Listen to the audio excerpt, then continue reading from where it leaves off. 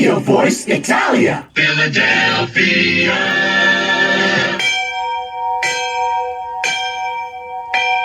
Class is now in session. Christopher Columbus University is on air from Philadelphia and broadcasting worldwide from within the shadow of Marconi Plaza. Radio Voice Italia is proud to present a recurring segment with civil rights author, professional researcher, and renowned Christopher Columbus expert, Robert Felix Petrone, Esquire. Buongiorno tutti, and welcome to Radio Voice Italia's Christopher Columbus University, where we teach you the truth about the greatest hero of the 15th and 16th centuries, Christopher Columbus, and update you on the international efforts to preserve Christopher Columbus's legacy. I'm your host, il professore, Robert Petrone. Today on our Christopher Columbus University segment, we have some news updates on the worldwide fight for Christopher Columbus. In Chicago, Illinois, the Joint Civic Committee of Italian Americans filed a lawsuit last week against the Chicago Park District, seeking the court to order the return of the Arrigo Park Christopher Columbus statue to its rightful place, and organized a rally to support the legal effort. Chicago Mayor Lori Lightfoot ordered the removal of the city's 3 Columbus statues a year ago in a show of support and encouragement to the vandals and agitators who rioted and committed other acts of mayhem. She claimed it would only be a temporary measure, but has yet made no attempt to return any of the statues, despite a nearly 50-year-old agreement that the Arrigo Park statue would not be touched without approval of the Joint Civic Committee of Italian Americans. JCCIA President Ron Onesti said, quote, "We're not asking for damages, an explanation, or even an apology. We simply want the statues back where they belong." In San Francisco, California, the city's Christopher Columbus statue, designed and sculpted in 1957 by Vittorio di Colbertaldo, and set upon a pedestal gifted to San Francisco by the city of Genoa, on a marble ring donated by the Marini family, has been put in storage after vandals defaced the statue with red paint. The city is keeping the storage location of the statue a secret, as well as the fate of the statue. Boy, that sounds familiar to us Philadelphians. Years ago, San Francisco also eliminated Christopher Columbus's name from the nearly 150-year-old Columbus Day Parade, calling it the Italian Heritage Parade, based on the false narrative that Columbus was a villain. In Oberlin, Ohio, President Basil M. Russo of the Order of the Italian Sons and Daughters of Italy and America, backed by over 60 supporters, took to the podium at a meeting before Oberlin's city council and gave a rousing, impassioned, and ultimately successfully persuasive speech, explaining why the national holiday of Christopher Columbus Day must be preserved as a symbol and celebration of Italian-American heritage. President Russo told Oberlin City Council that Italian immigrants began celebrating Columbus Day with parades in the late 1800s in an effort to deal with the prejudices they were confronted with and in an effort to establish a sense of dignity and self-worth, and can now collectively celebrate their culture, heritage, and traditions by acknowledging the sacrifices, accomplishments, and contributions their parents, grandparents, and great-grandparents have made to our country.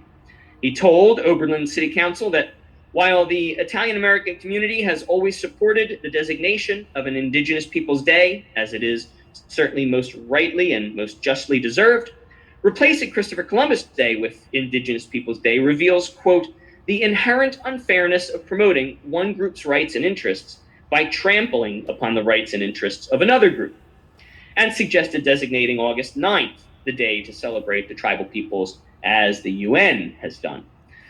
Despite having previously voted unanimously for replacing Columbus Day with Indigenous Peoples Day on 2 prior occasions, Oberlin City Council decided to push the final vote to August 21st after hearing President Russo's stirring speech. Grab a pencil and paper and write down the link I'm about to give you, please, listeners. President Mario De Lorenzo, founder of the Drexel University Italian Pride organization in Philadelphia, asks for your online signature on his petition to Philadelphia's Drexel University to return Christopher Columbus Day to the university's calendar. Now, you can find his petition at the following link, which I will recite twice for you. Bear in mind that all letters are lowercase unless I specify otherwise. And when I say dot, I mean the period. When I say slash, I mean the upward slanting diagonal slash that shares a key on your keyboard with the question mark. Here is the link: http://chng.it/n, capital V, lowercase m, capital F, lowercase VVJV68. That's http://chng.it/n, uppercase V, lowercase m, uppercase F, lowercase VVJV68. Please go to that website and add your name to the petition to save Christopher Columbus Day at Drexel University. While you've got that pencil and paper in your hand, I'm about to give you an email address for the Westborough, Massachusetts Select Board. In Westborough, Massachusetts, the Select Board is debating whether to change the name of Christopher Columbus Day to the incorrectly named Indigenous Peoples Day. The tribal peoples of the Americas were the first colonizers. They are not indigenous. The Italian-American Alliance asks listeners to write to the Select Board and politely but firmly demand that the town retain Christopher Columbus Day and designate another date, such as August 9th, to honor the tribal peoples. In its own letter to the Select Board, the IAA reminded the selectmen that replacing Columbus Day with Indigenous Peoples Day has been contentious and increased divisions in all of our communities, that it violates the rights of Italian Americans, a protected class under the Equal Protection Clause of the United States Constitution, and that it constitutes a deprivation of the protected civil liberties of Italian Americans. You can use those bullet points, as well as any others you may have, in an email to the Westborough Select Board at the following email address: Select Board, rendered as one word, SELECTBOARD, Select Board, at town.westborough.ma.us. That's Westborough spelled West, W-E-S-T, Borough, B-O-R-O-U-G-H, .ma, the abbreviation for Massachusetts, .us.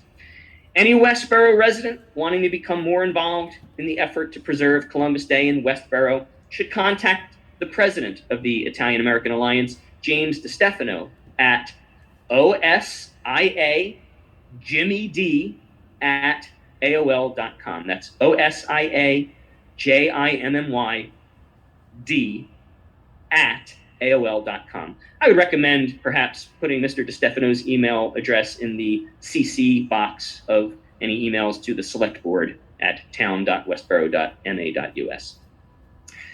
Well, ladies and gentlemen, in the substantive portion of our program today, I'm going to talk a little bit about the objectivity of historical record. Now, in our last episode, we talked about the primary historical sources. I talked about Historia de las Indias by Bartolomé de las Casas. I talked about De Urbe Novos and the letters and journals of Columbus and so forth. And I sort of ranked those primary historical sources based on a number of factors. As you may recall, I put Fernando Colón's The Life of the Admiral a little bit lower down the list than I did Historia de las Indias. And I said that while it was a touching account of a father's life written by a son, it is, after all, a father's life written by a son. And at the time the son was writing it, he was engaged in some litigation regarding his father's titles. And so I said, some of the things he said may be a little bit self-serving and not as objective as they could be. For instance, in Historia de las Indias. So I'm going to talk about what that means, the objectivity of historical record in primary, secondary, and tertiary historical sources. So objectivity. what is objectivity? Well, I would define objectivity as eliminating bias, putting aside paradigms, and being as factual and as accurate and as free from your own prejudices as possible in reporting data. Now, as a social scientist myself, I was a criminologist before I was an attorney. We were sort of trained, if you will, to put aside our biases as best we could, with the understanding that as human beings, we can never truly be 100% free of bias. Well, all right, so this is true of historians as well. And so, therefore, the postmodernists, which is a school of philosophical thought that has appeared in recent decades, they take it a step further and say that there are no facts or even truth, but only human perception. And postmodernism, this philosophical school, is characterized by sort of a skepticism and ostensibly a rejection of, quote, grand narratives. Except the problem with it is that it's got its own grand narrative of maintaining political or economic power through ideological demagoguery. So, there's one of the major flaws of postmodernism. However, the postmodernists, ignoring that major flaw, claim that history is written by the victors. And all right, look, fair enough. Let's give the devil his due. They say written history is selectively propagated by the victors. And all right, there's some truth to that too. But what the postmodernists' rejection of objectivity of historical record ignores is that there is such a thing as intersubjectivity. And by intersubjectivity, what I mean is we do have a sensory-based perception of the world as human beings. However, we share those sensory-based observations to enough of an extent that we can at least agree on certain facts and truths. Pontius Pilate said, "Quid est veritas?" What is truth? And look, it's a fair question. But although we differ in our perceptions and experiences as human beings, we share more than we differ. And therefore, we can be at least intersubjectively reporters of historical record. And that's close enough. So this brings us to applying this intersubjectivity, or as we can call it, our objectivity of historical record to our primary sources like De las Casas's History of the Indies. So who was De las Casas? I talked about this in our last episode. He was a Spaniard. He was a colonist. He was a young man. He was an eyewitness to the settlement of the Indies. He was young when Columbus was governor. That's what I mean by that. When he was an old man, he became a friar. And after Columbus was dead, De las Casas became protector of the Indians. He was named as such by both the crown and the church. And he took that role very seriously, became a very harsh critic of the crown and indeed of the hidalgos. In fact, his reporting in History of the Indies of the atrocities committed by Bobadilla and Nicolas Obando and the hidalgos is so harsh, is so critical, that Spain for many centuries called De las Casas's version of what went on there the Black History. And this is an example of critics using name calling to undermine factual reporting. And so that brings me to Paul Graham.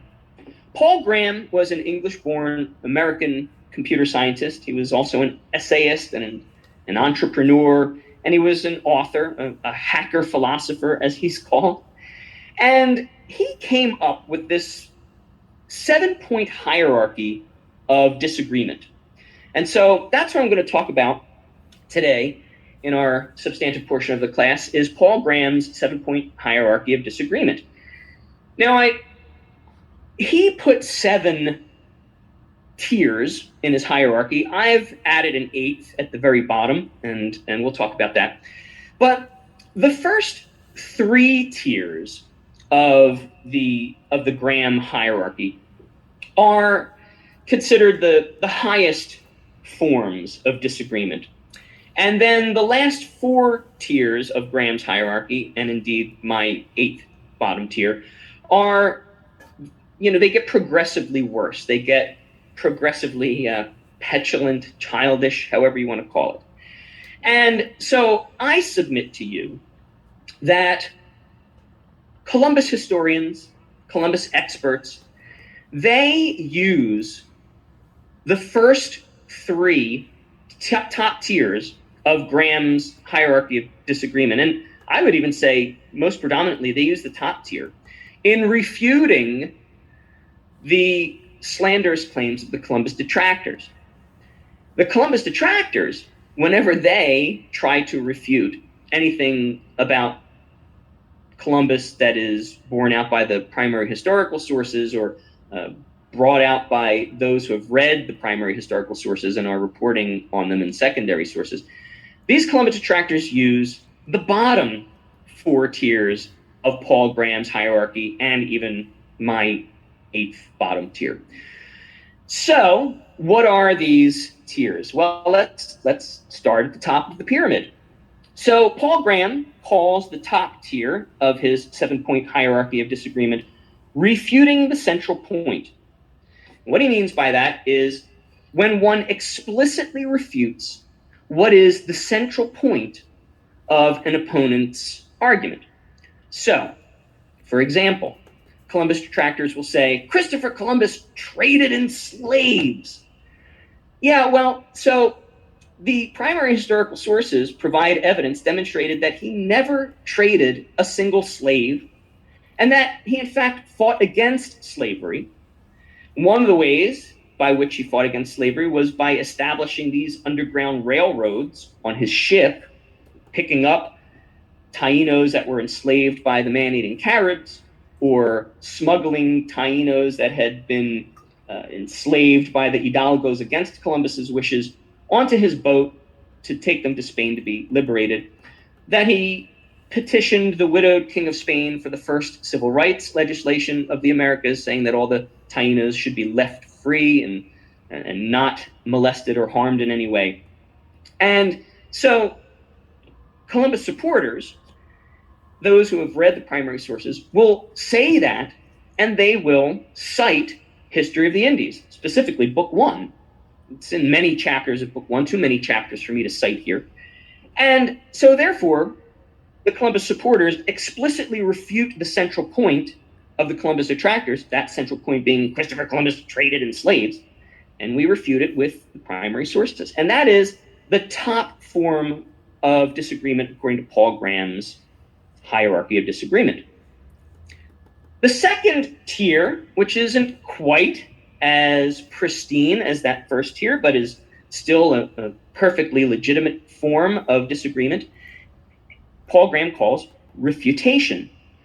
And refutation, or comes from the verb to refute, finds the mistake that the Columbus detractors make and explains why it's mistaken using quotes. So you refute the mistake, not necessarily the central point, but the mistake, and you explain why it's mistaken using quotes. So, the detractors might say, well, Christopher Columbus wrote to the crown encouraging the enslaving of Indians.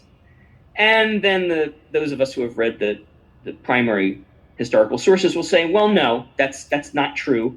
The things that you're saying, to the extent that you may be quoting Christopher Columbus's journal to support that mistaken point, you're using ellipses, those 3 dots, those 3 periods, to connect disparate passages. Let's read the full quote, and then you might read the full quote in context and in full. You might quote, History of the Indies. You might quote Christopher Columbus's letters himself. You might quote Professor Delaney, a perfectly legitimate secondary source, or Rafael Ortiz, another perfectly legitimate secondary source, or perhaps you'll quote me. So that's refutation. Okay, it doesn't explicitly refute the central point, but it refutes the mistake that is made by your opponent and explains why it's mistaken using quotes from the primary sources. And we'll do that all the time. All right, the third tier, again, is a little further down the ladder, not quite as great as the top two tiers, but it's still a very good form of disagreement. And Paul Graham calls it counter-argument. And this contradicts and then backs up with reasoning and or supporting evidence what is said by the opponent. So, for example, the Columbus detractors may say something like, Christopher Columbus was racist. You know, nice big catch-all, very hard to define racist. It can virtually mean anything you want it to mean. In fact, Trotsky invented the word to silence those who disagreed with him. And so a counter-argument might be, well, no, he actually loved the Indians. He actually had a best friend, Guacanagari, who was a tribal chieftain. He actually adopted Guacanagari's son when the marauding Caribs killed Guacanagari. He actually engaged in activism. And you may even point to history of the Indies to show the acts of activism, the Underground Railroads, the civil rights legislation, all that sort of stuff. That's called counter-argument, all right? And I think that, well, in my opinion, those three top tiers are fine, perfectly fine ways of disagreeing. It's when you get into like the fourth, fifth, sixth, and seventh tiers that things start to sour. Well, so Columbus supporters use these top three tiers, and they almost never, I've never seen them have to resort to the bottom four tiers. On the flip side, I have never seen Columbus detractors use the top three tiers. They only use Graham's bottom four tiers and my eighth tier. And so let's talk about those. So tier number 4, which is a lesser form of disagreement than counter-argument, according to Paul Graham, and I agree with him, is contradiction. So this just states the opposing case with little or no supporting evidence. So I may say something like, Christopher Columbus was a great hero. And the Columbus detractors will just contradict that. They'll just say, he was a horrible villain. He committed genocide. And then when you say, okay, where are your sources for that? Well, they'll just go silent.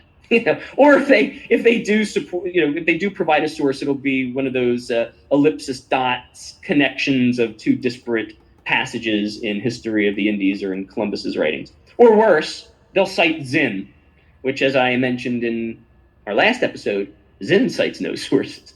So even Zinn is sort of engaged, even at his best, he's engaging in contradiction. That's what a people's history of the United States is. It's just a big book of contradiction. He's just contradicting everything we had learned in the generations prior, but he's not really providing any supporting evidence or original sources. All right, so tier number 5 is responding to tone. So responding to tone criticizes the tone of the writing without actually addressing the substance of the argument.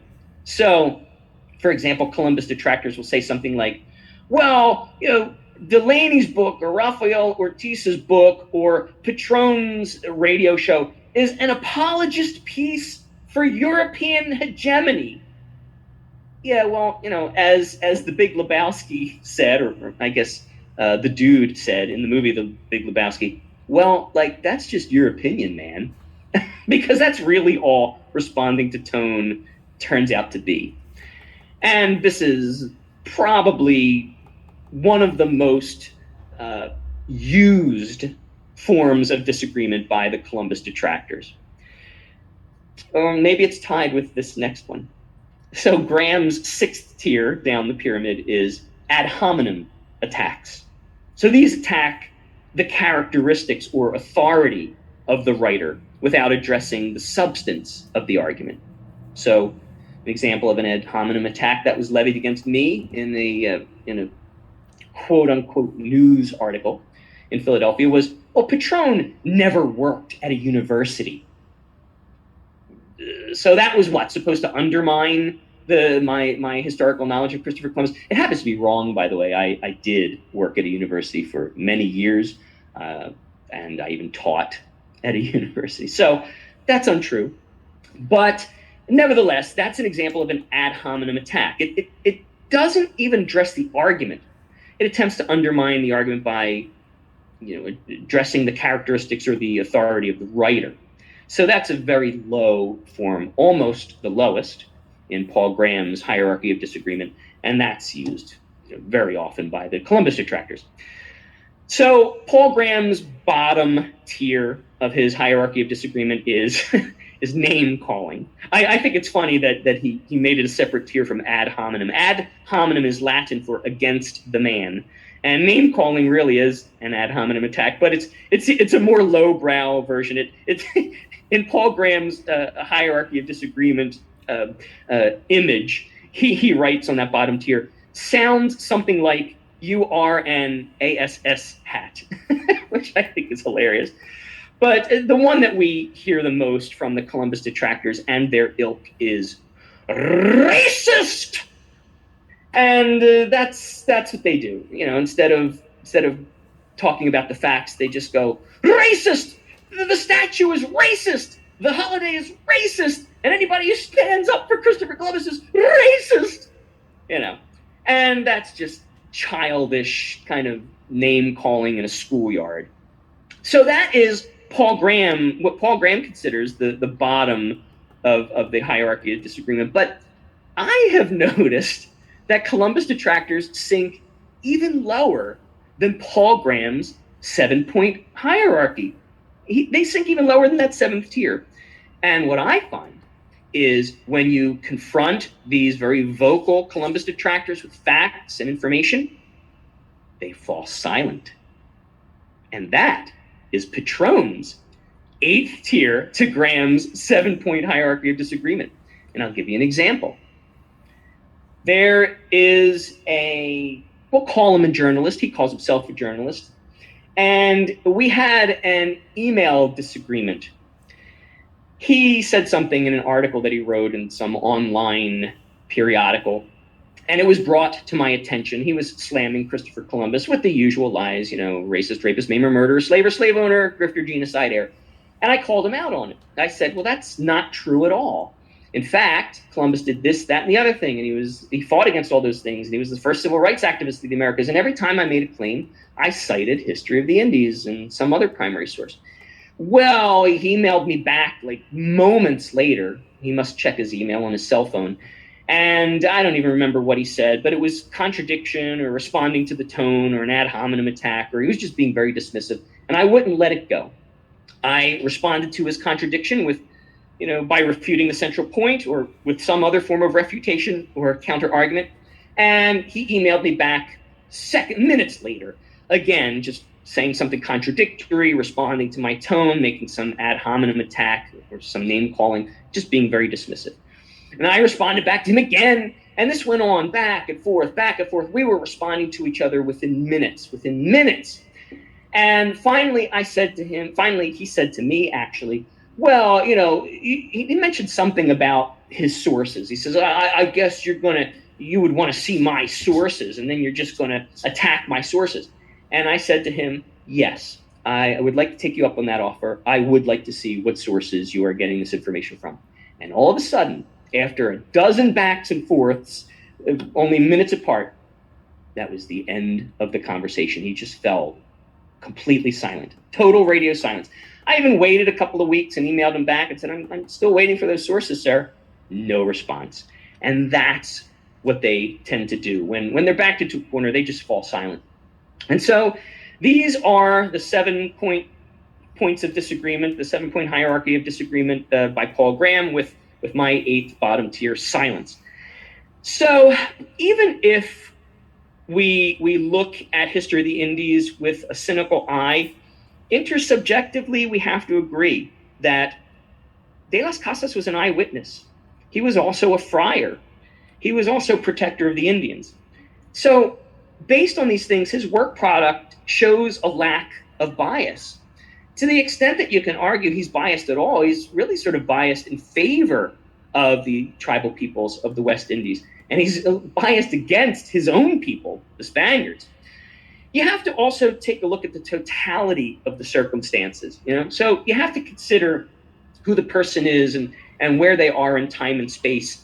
And, the Columbus detractors, they really dislike Western culture. I ask every guest that comes on this show, who do you think these people are? And invariably, they say, well, they're Marxists. Well, they're anti-American. Rafael Ortiz said that. My last guest said that. My earliest guest said that. They all say it. So you have to consider that. There's that bias. You have to consider that the Columbus detractors are detracting hundreds and hundreds of years after these events. They weren't there. So their version of history is very jaundiced and very far in time from the primary historical source authors who were there when it happened. And so, in my estimation, that's why History of the Indies is the main primary historical source. Again, if you haven't read it already, I did assign it as homework, read it. Or at least read my book reports to Philadelphia City Council, which you can find on the website that I always give at the end of the class. And that brings us to the end of the class. That's today's class. For more news, articles, and resources about Christopher Columbus as the first civil rights activist of the Americas, icon of Western culture, paragon of Catholic virtue, and greatest hero of the 15th and 16th centuries, visit preservecolumbus.us. That's Preserve Columbus, rendered as one word, .us, and post a little note of appreciation for our webmaster, Tom LaCosta. I'm your professore, Robert Petrone. A presto. The Jersey Shore has fun and sun, sand and sea, and Radio Voice Italia. This is Radio Voice Italia, USA.